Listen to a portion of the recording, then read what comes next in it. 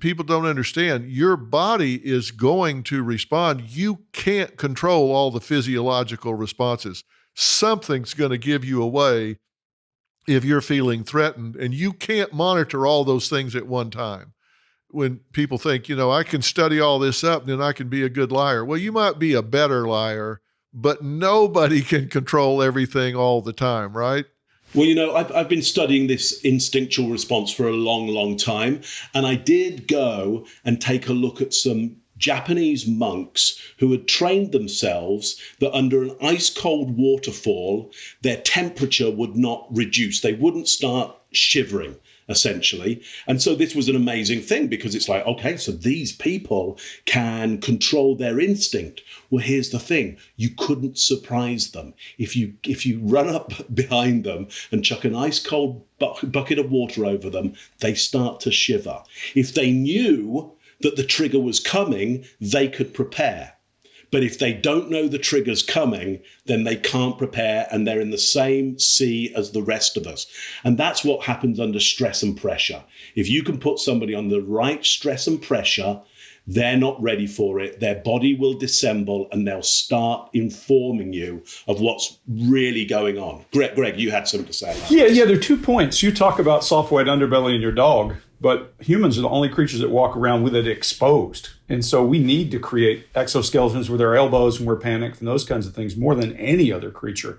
And the second one I would say is, if you know body language, it's not always a plus. I did a History Channel special back before Abu Ghraib broke, where we took people in and interrogated them. And the way I broke one of the young women there was I educated her what I was looking for. And every time she would do it, I would say, and there you go, you're lying again. Oh, and there you go, you're lying again. Oh, and there you go, you're lying again. And she just finally said, okay, I can't hide that, so I'll give up. Yeah, you just make them self-conscious about it at that point. And it magnifies, because all that fight or flight then comes to the surface again and stuff starts leaking. And you're watching for all that and you're pointing out that fidget with the fingers, that adapter, or that her illustrators are out of sync with her sentence, and they can't hide it anymore. And that's the one thing to look for. You could teach a whole body language course on just, is that person hiding or protecting arteries or belly? And that could be just if I had to give a 1-sentence description of this is how you read a person and it was an emergency, that would be it. Yeah, exactly. Well, exactly that, Chase. I pretty much designed all of my work on trust and credibility around the idea that we're upright hominids. And we're descendant from ground-dwelling mammals. If you think Darwin is correct, we're descendant from ground-dwelling mammals that stood up on the plains of Africa. Didn't take a day or so, took millions of years. And those upright hominids were now exposing their belly because there was an advantage to be able to see distance over the plains. I could see way ahead of time if a predator was coming, or if a potential mate was coming, or there might be food over there. I win an advantage. There's now a disadvantage. I'm not protected around that belly area. So now a lot of my thought has to go to, am I safe around here? Do I want to let people know that I'm open, I'm unarmed, and I'm unprotected around there? So a lot of our behavior goes right back at least 5.5 million years, in my view. So it's old behavior.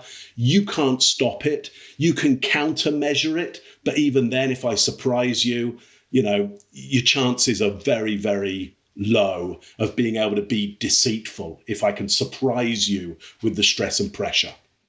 So if I would add one thing to that, what I always say is our systems are really primitive. And Scott, you'll have an answer to this one over the amygdala.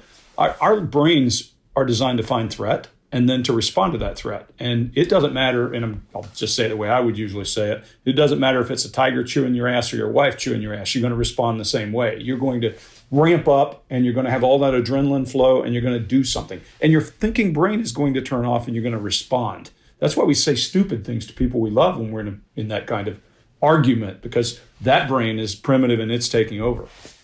So in an interrogation situation, you can come up with questions and design your questions to elicit that behavior.